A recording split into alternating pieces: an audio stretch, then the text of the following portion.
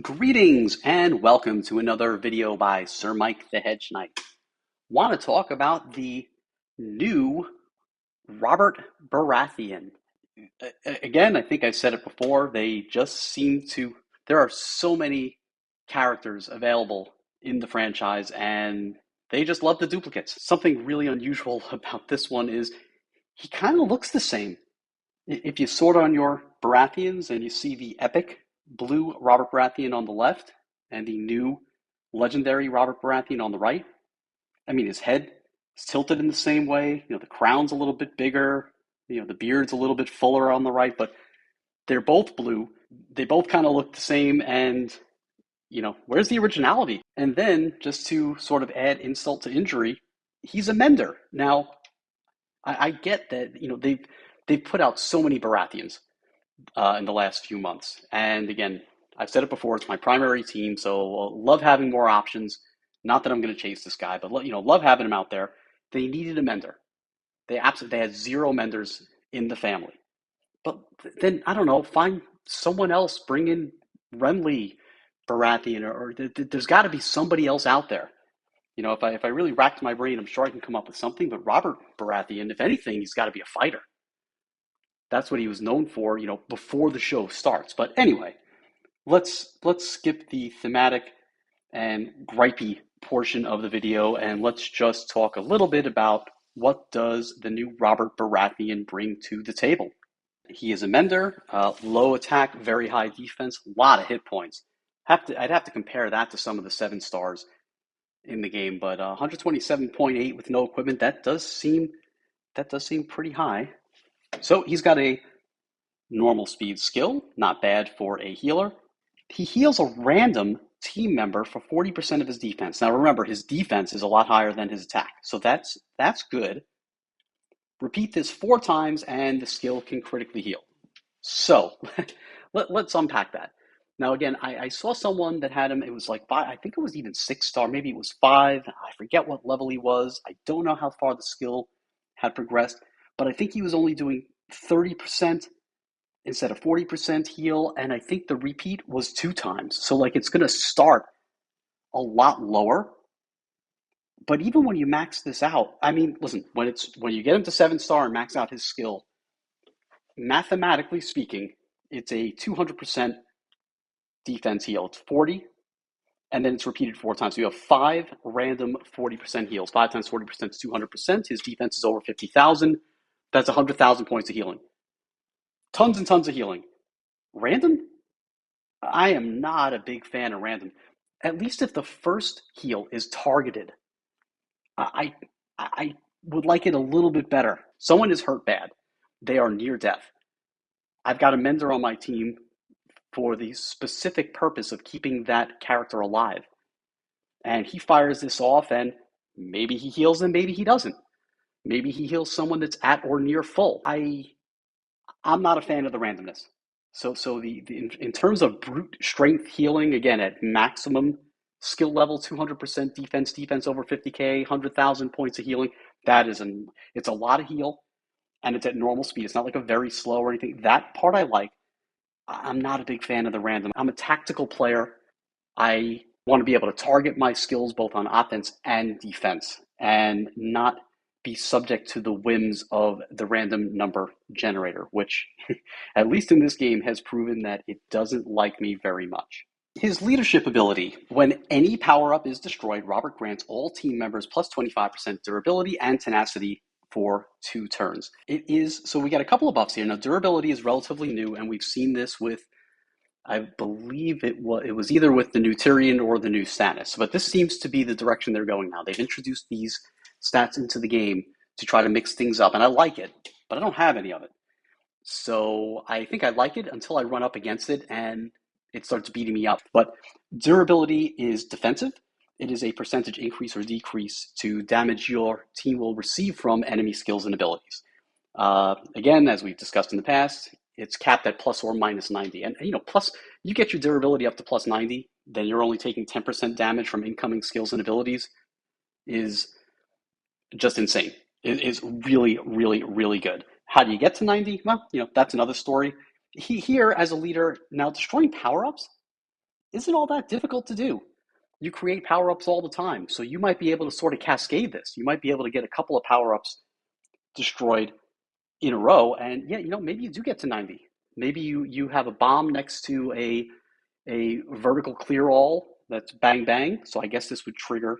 It says reaction once, but it's probably once per power up. So if you destroy two in one match, or even two or more in a cascade, I suspect that it stacks. So that maybe that is the key to this Robert Baratheon is get a couple of power ups. Use someone like a Davos, who's a Baratheon that puts seekers on the board. Hopefully they're near a vertical or horizontal clear all, or in those bombs, the area clears or something like that. Knock a couple out, bang, durability 50. Next turn, just trigger another power up, bang, you're at 75. Now all those incoming skills are going to be, just like a nuisance. Like, come on, don't bother me. You're not gonna hurt me. I got 75% durability. So maybe that is the key. Tenacity is the ability to resist incoming debuffs. I don't think that's as strong. I think this durability is a little bit more interesting. His passive, anytime he heals himself, or if he critically heals an ally, he afflicts a random enemy with, and this looks like a typo, like the double negative, minus 25%. Probably just means minus 25% accuracy debuff for 3 turns. So, when he heals himself or critically, the critical heals is very difficult to rely on, just like critical damage. Critical hits only hit, I believe it's 10% of the time. I don't see anything in his skill set that indicates he has a higher critical percentage. And he can't even target himself with the heal. The heals are all random. So even if you want this to go off, it just may not. Minus 25% accuracy debuff. I mean, accuracy is the chance that an enemy's skill will hit. So yeah, I mean, it's not bad. It's definitely not bad. So if this triggers an enemy and it lands on an enemy, now again, it's random. So it's going to hit a random enemy. What if you're in raid, you're facing 5 enemies, and only 2 of them are nearing the point where they're getting their skills ready? So putting accuracy on someone that doesn't have their skills going off in the next 3 turns, an accuracy debuff, that does nothing. So, I mean, it's okay. I think the passive is okay. It could help. But it's like his heal, it's going to be unreliable. So what do we think about the new legendary Robert Baratheon? I think you can tell from my tone in this video, I don't like him. Some of the newer characters that they've rolled out in the past several weeks, even the ones I thought were okay, I was like, oh, I could really see this, or I could really see that, or it might be useful here. And I just, maybe I'm, maybe I missed the boat on this. Maybe the idea is, again, that I'm a little intrigued, having done this video now, looking at his leadership ability and saying, boy, if you really stack it up and you can build up that durability, you get a couple of power ups, or you have characters that create power ups, and then you can sort of either get them through cascades. A solid Baratheon team is good at making cascades. You mix them in there, you've got Davos creating power ups, you start getting cascades, pop, pop, pop. Maybe you pop 3, 4 power ups. All of a sudden, everyone's durability is maxed for a couple of turns. That could be game changing. Do you get that far? Or, my thinking also is usually at the point where I've gotten those cascades, I've got some scout up. I might have gotten Varys' debuff off. Now all of a sudden, if Joffrey starts popping gems and I'm starting to get cascades anyway, usually at that point the combat's over. I mean, I'm pretty much in, unless I get it really, really unlucky, like I'm in a really good spot at that point. So by the time this Robert Baratheon gets my durability up to 90%, maybe I'm only facing 2 enemies and they're so wounded and they've got scout on them. And after all the cascades, I'm at 3, 4, 5 of my characters. Even if I just use my skills, they're back at full. So I'm just going to decimate them anyway. So I don't know. Like I said, I don't particularly like him. I think the best thing about him is this animation where he's looking into the hollowed out horn husk that he's using as sort of a cask for ale or whatever it is that he's drinking. I don't like him. I don't like the randomness of it. If I've got a mender on my team, they're there to, in 90% of the time, they're there to heal the member that's closest to death. So that's my feeling. I don't think he's terrible. Again, the leadership ability is very, very intriguing to me. As a light spender, and haven't spent in a bit, and hoping not to spend in the future, we'll see how long that lasts. But if you're F2P or you're a light spender, you have to choose where you're allocating your in-game resources. And I've got too many things going on. So I am stocking up on gold. I'm getting near 14,000, which would be, in these gold only summons, 7,000 is a 10x. If you have 14,000, you can do 20x. Now, I'd love to one day get up to 28. So I could really, like, if they drop a new character that's just off the chart, I could just drop the bomb on it and get the extra 15 shards and the whole thing. But, even if I got to 14,000, I might, do I want to experiment? And, when I have some reservations about the character, and then you get him to 3, 4, 5 star, whatever it is, and you start playing with him and you go, this guy's no good. He's going to go sit on the bench with Brienne. Like, my main Baratheon team is good enough. I don't need this guy. So I'm not going to chase him. I think I've illustrated the things that I don't like about him.